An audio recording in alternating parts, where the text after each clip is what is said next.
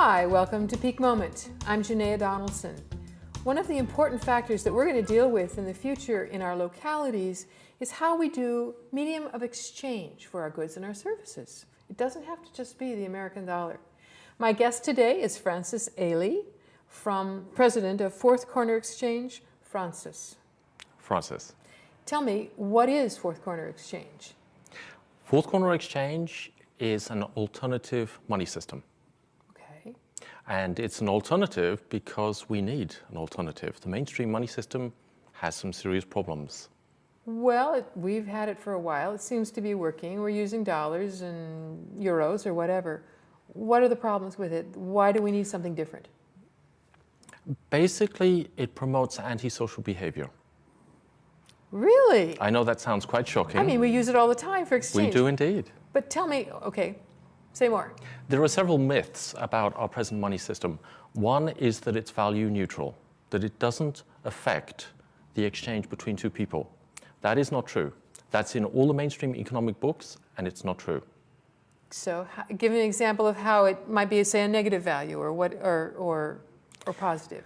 Our mainstream money system is based on competition, selfishness, greed, individual gain, instead of cooperative values, altruism, goodwill.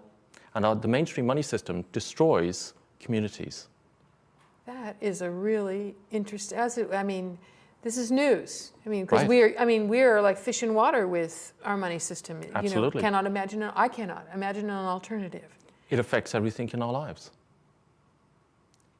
So what is a local currency or another kind of currency? How could it be set up to be with different values than that selfishness? Outside of the USA, I'm an Englishman. I moved here 8 years ago.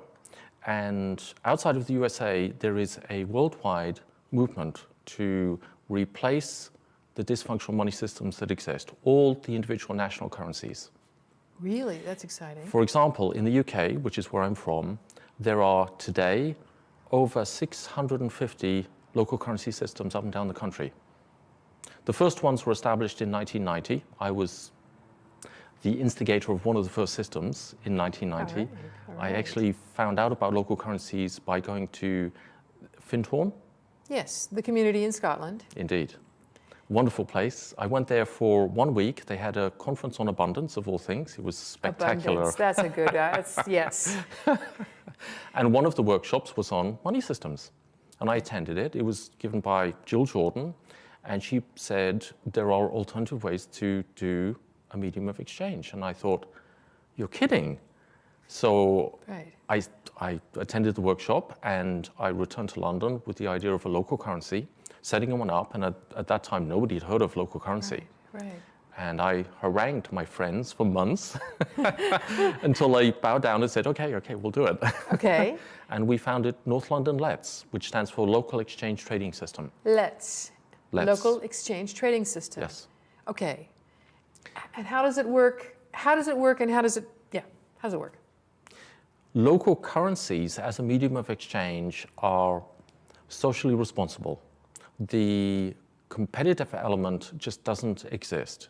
They're based on cooperation and rebuilding the community links between the individuals, and they do it very successfully. How?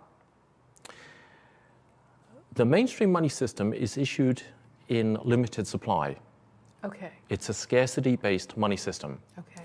There are a whole series of repercussions and consequences because of that, one of which is there's never actually enough money for people to do all the transactions that they want to conduct.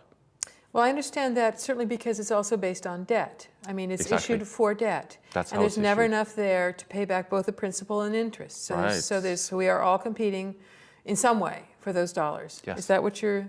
Yes. Okay. So a local currency is the opposite. There's always as much local currency as you need to conduct all the exchanges that you wish to conduct. Always. There's always enough money. Isn't that an astonishing idea? Imagine living a life where you always have enough money to do all the exchanges that you want and need. Now, how do you get that abundance, if you will? I mean, your local currency, which you could use to buy food, right? Get somebody to repair your car, whatever it is. why don't we have them all over the place and abundantly working and the dollar is just over at the margin? What are the hurdles to having that really work in a community? One of the biggest hurdles is people's ignorance of how the mainstream money system works. Right. And how mainstream money is issued. Mainstream money is issued by banks. Okay. And those banks have an agenda. So they're giving a public service in providing a medium of exchange which we all use, we have to use, but at the same time they have a for-profit agenda. And there's a contradiction there.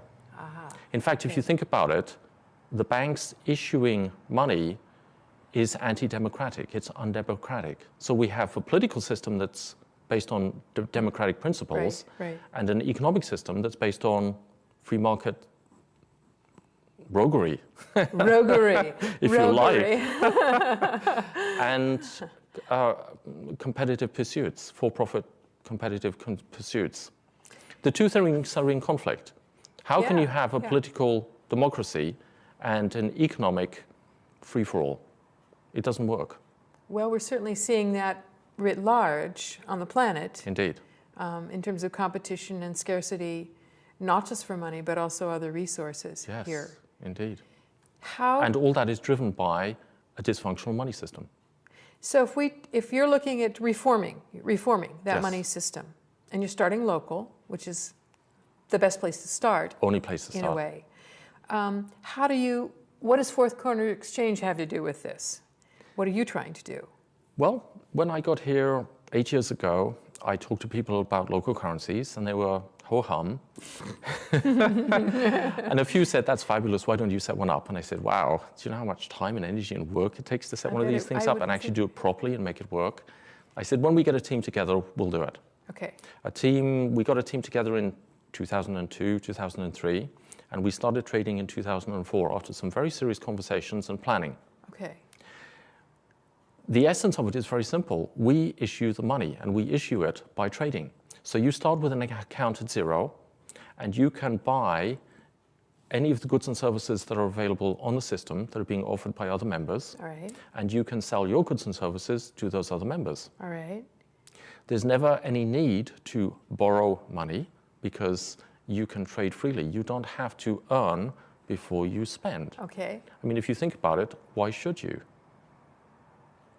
If you're part of a community of people who trade together and are identified emotionally as a community, why would you have to earn before you spend? There's a level of trust implicit in this, however, is that Absolutely. you're not going to be a rogue and head out after having exchange, because you haven't invested into the system or paid into the system with your own exchange, your own goods or services. Yes. That you not go and steal, if you will, from Indeed. others. So there's trust that has to be there and built, I would guess. One of the criticisms that I encountered when we were setting up North London L.E.T.S in the UK, hardly ever been done before, nobody knew about it. People said, you're a bunch of idealists. This isn't going to work. What's going to happen is you're going to get a lot of people joining your little barter group, your alternative money system. They're going to spend and spend and spend, and then they're going to leave with huge debts unpaid. At the time, we didn't know any better, and we thought, well, that might happen. But we're going to try it anyway because we really want to try this out, and we want to see if it works. And we want to see what the effect of it is. Yes. So we set up North London L.E.T.S. I was there for 8 years, basically on the management group as one of the senior members. And during that time, we probably had 1,500 people come into the system, trade, and then move on and leave. And one of the conditions is that when you leave, you bring your account back to zero. Okay. Now, one of the astonishing things for me was that during that whole time, we had no defaulted accounts. Not a single person left without bringing their account back to zero. In fact, we had people doing the opposite. We had people who had credit, and they said, I'm not going to spend 100 units. Who in this system really needs some help? Wow. And they gave those credits to those people. Wonderful. Now, that is the level of trust and community spirit that happens within a healthy local currency group. That's a wonderful story. People find a completely different way of trading, of exchanging goods and services, and local currencies rebuild healthy communities.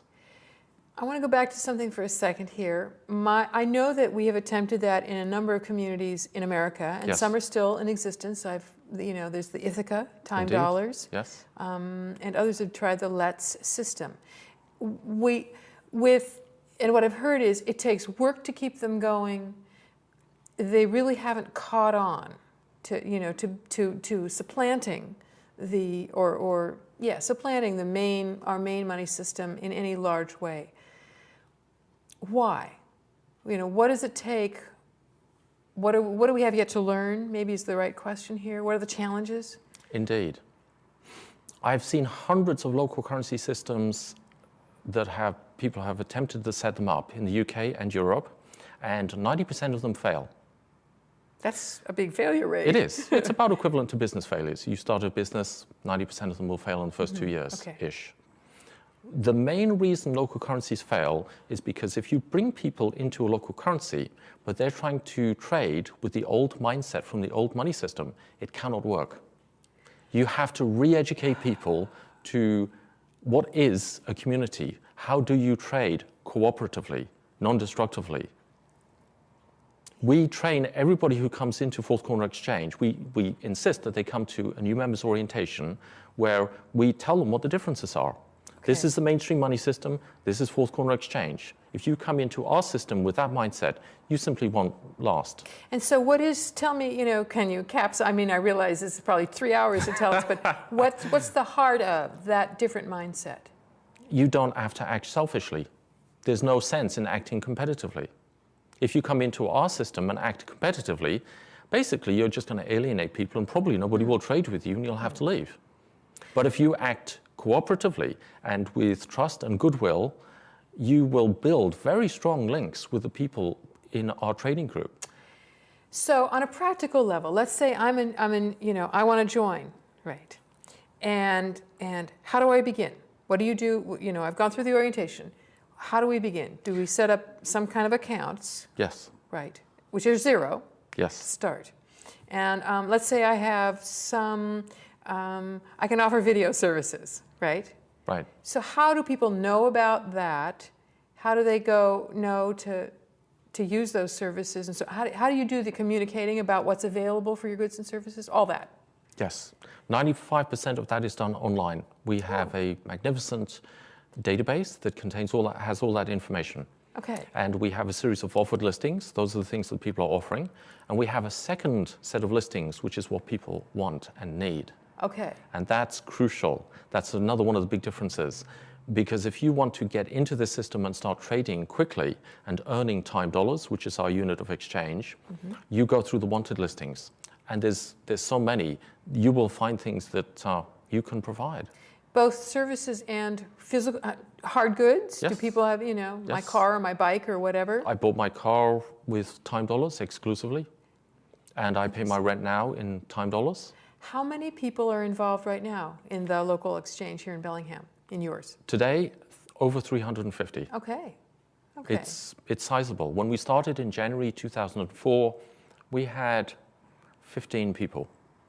And we grew to 35, I believe, at the end of 2004. So it started very small. Yes, it did. Yes, it did. So that's on the website. I would imagine you've got information for other communities like mine or other people's communities. Yes. Where could they go to learn more about that? I realize we're jumping ahead, but I wanted to make sure we have that. Our website, fourthcornerexchange.com. Now, is that F-O-U-R-T-H, fourth, or the numeral 4? Either one, we have both. You both, okay. Fourthcornerexchange.com. What I have heard is that when one can pay their mortgage, their property taxes, the big things that are still required in American dollars, we will really see, when we can pay those in our local currencies, then we really will have converted over to a different system. Indeed. I would expect that to take a lot of, a mass of people asking for that, and a lot of footwork, a lot of legwork. It will. To have your city or your county take that. Indeed. How much administration does that take now, right now? Today, very little, because nearly all of it is done online. If you want to trade with someone else, you look through the offered or the wanted listings, you find what you want, or you find something that someone else wants, you phone them up, you agree a price, and then you do the exchange, and then you simply record it on the computer. So you're doing it yourself? We, as the management group, we don't take part in any of that. So you don't have an administrator in that way, in that regard? We do, but she gets very few phone calls.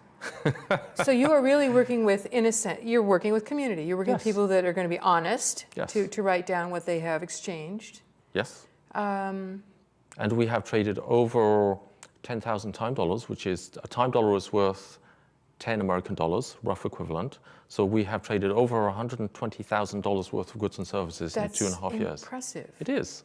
And so if a time dollar is worth about $10 American, then you're really leaving it to the buyer and seller to make their own negotiations about the value of something. Yes. So you set your own prices.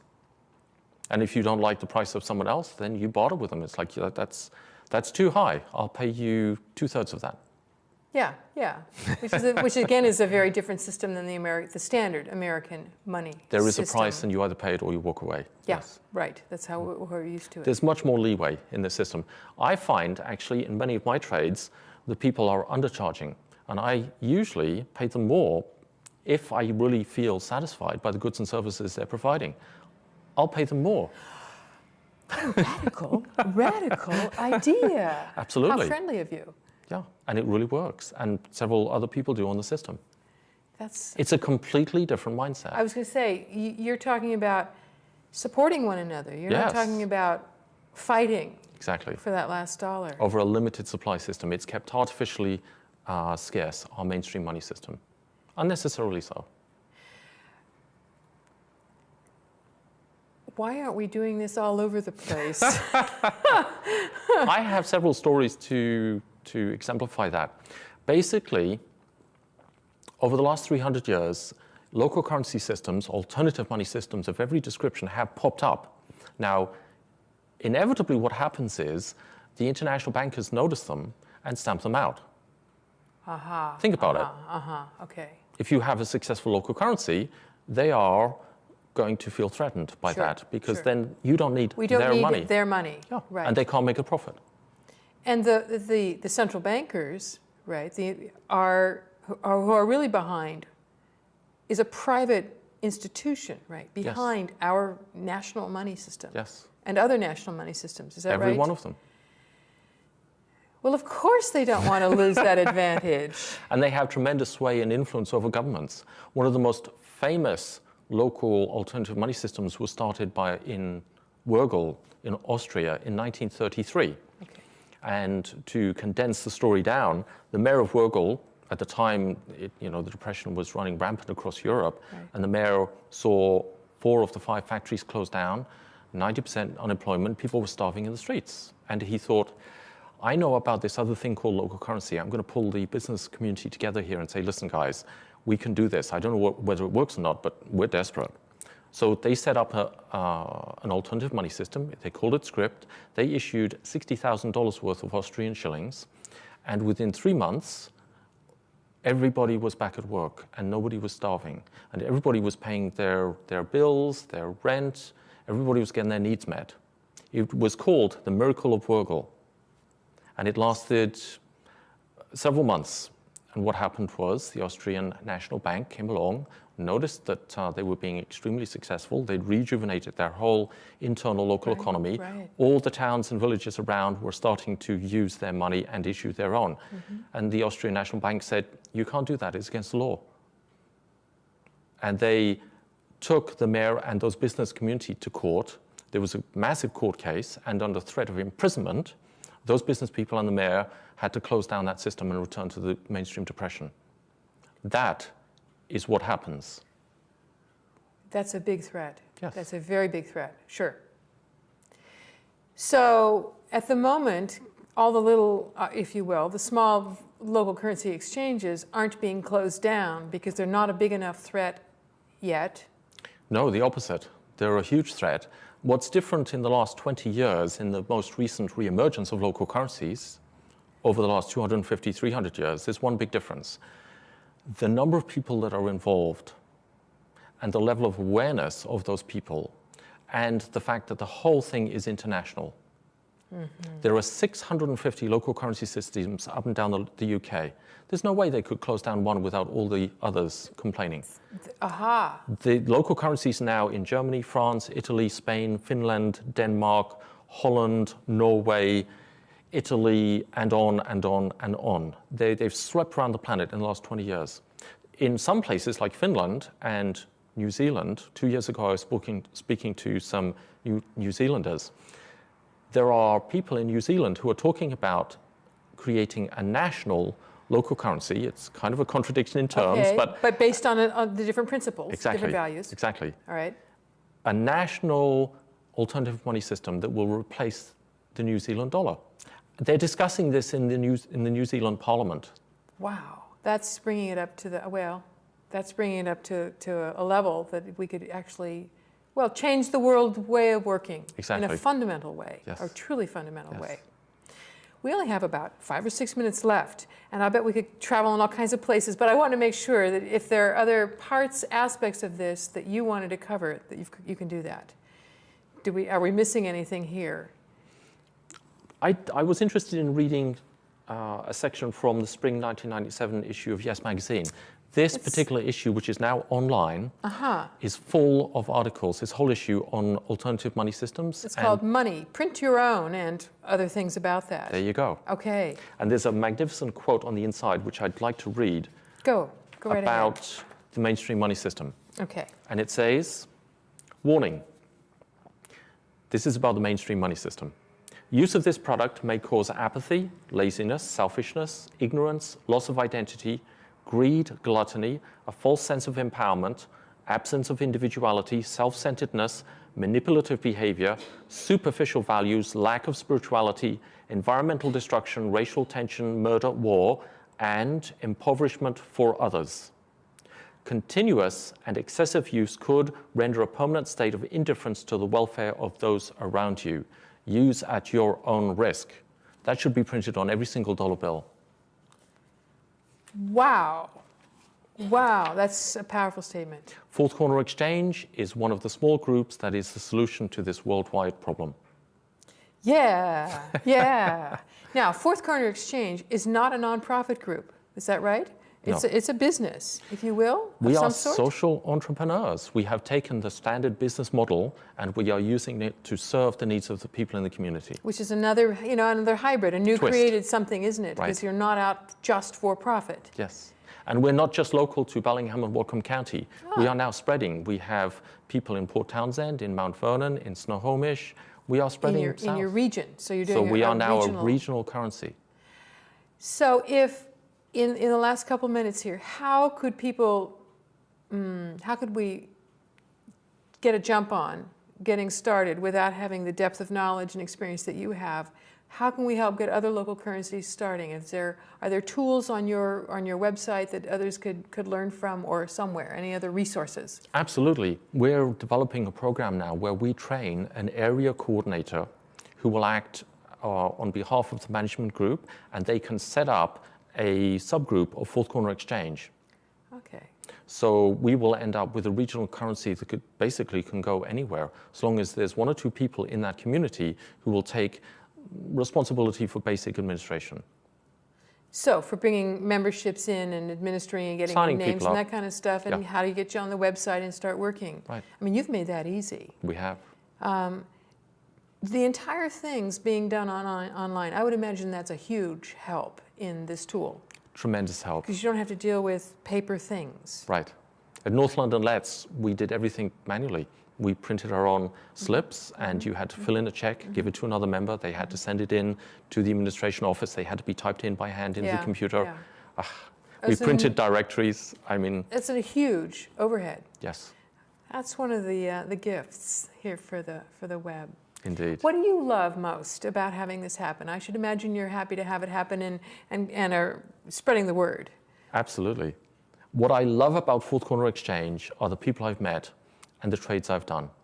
Really? There is a magnificent sense of community, powerful sense of community that has evolved and grown around Fourth Corner Exchange. We have social events every single month. It's one of the things we do. We have a new members meeting and a social event. And when people get together at those events, there's just, everybody's high. It's like, wow, this is cool. And there's so much energy. I imagine that it's also a chance to say, and what do you do? And what do you offer? Absolutely. What have you know, it's like you're expanding your trade network, if you will. Yes. Have any of the local businesses, you mentioned you got a car and you mentioned your rent. What other kinds, in our last minute here and a half, what other kinds of have businesses joined into this? Indeed. Terra Organica, which is one of the local produce, organic vegetable stores, they have come on board in the last few weeks, and they're going to be accepting a large proportion of time dollars. You can buy goods and services part in national currency and part in time dollars. You can mix and match. Okay. And they're going to be taking, I don't know what percentage, but a largest percentage, maybe 50, 60% in time dollars. Exciting. Yes. I think that kind of adoption is what's going to help spread its use. Yes. Because if you can go down and buy your shoes, or there you go. You know, you broaden that what will I say, the viability of this, the Yes. utility of it, by having everything used. It rebuilds the local economy, and it supports all the local food growers and business people. And if the dollar crashes, Doesn't matter. You have a buffer against that, like the Austrians. Yes. And it's legal. Perfectly legal, yes. In fact, if the dollar goes away, our system will thrive and grow. You will continue. I mean, you can still pay your produce folks and in trade things Yes. and so on. Well, good. And thank you. I mean, you've helped clear up for me understanding how it could work. Right. I think that's a big part. Is how do we think about how does it work on a practical level? Right. And how it works differently. Well, more power to you. And thank you for joining us here on Peak Moment. A pleasure. You're watching Peak Moment, community responses for a changing energy future. I'm Janaea Donaldson. Thanks for joining me.